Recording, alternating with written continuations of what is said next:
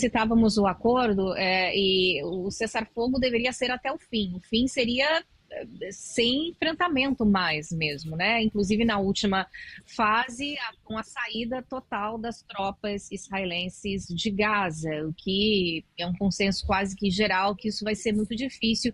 E eu gostaria de perguntar ao João qual a percepção dele em relação a sensação de que isso aconteça, retirada, se chegarmos a essa fase, né, de entrega de todos, desde que Israel retire totalmente, né, seu pessoal, enfim, os militares, para que Gaza aí sim seja reconstruída.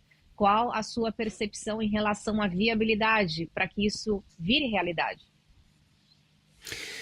Bom, Patrícia, essa é uma questão que vem tomando conta do debate político no país, porque quem acompanha o cenário político israelense entende que uma das principais, se não a principal razão pelas quais o governo Netanyahu não se esforçou por chegar a um cessar-fogo anteriormente é devido às pressões que os grupos da extrema-direita que compõem a sua coalizão faziam sobre o governo, ameaçando deixar o governo caso houvesse um cessar-fogo. E o Netanyahu não é popular hoje, como já foi, e não vence as eleições em nenhum cenário, em nenhuma pesquisa possível, e obviamente ele teme pelo seu futuro político, então ele tenta prorrogar a situação, pelo menos tentava até então prorrogar a situação de guerra, até tentar uma reviravolta no cenário eleitoral. E frente a esse acordo de cessar-fogo, um desses partidos deixou o governo, o Partido Força Judaica, que passou para a oposição.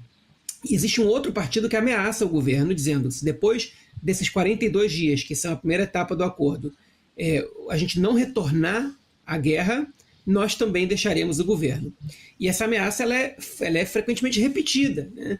E obviamente que ela já foi adaptada. Por exemplo, essa semana ele disse que a continuidade da guerra pode ser também por outros meios, por exemplo, através das operações que a gente tem visto acontecer na Cisjordânia, especificamente no campo de refugiados de Jenin, mas não somente ali, que tem deixado também um número de mortos bem acima da média. Enfim, mas existe essa pressão política. Por outro lado, essas cenas que a gente está vendo agora, elas me convencem, não só elas, mas elas são bastante convincentes, sozinhas, de que Israel vai ter muita dificuldade de retornar à guerra. Vai ser muito difícil interromper o processo de cessar-fogo agora. 200 mil palestinos estão voltando para o norte da faixa de Gaza.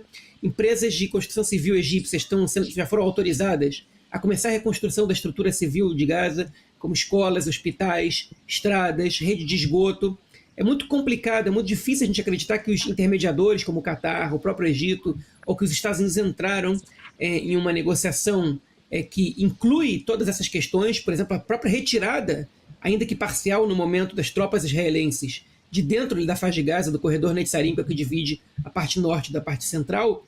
É muito difícil a gente acreditar que tudo isso está acontecendo para que o conflito volte daqui a 3 semanas, 3, 4 semanas. Agora, no 16º dia de cessar-fogo, que é nessa terça-feira, se não me engano, é o prazo final para que se comecem as negociações diretas para a segunda etapa do cessar-fogo. E elas já começaram, de fato, de maneira indireta, mas elas devem começar agora porque é muito pouco provável que isso agora que a gente está vendo regrida para o que a gente tinha antes. No momento que você dá um passo para frente, é muito difícil voltar atrás, pelo menos no contexto atual. Uhum.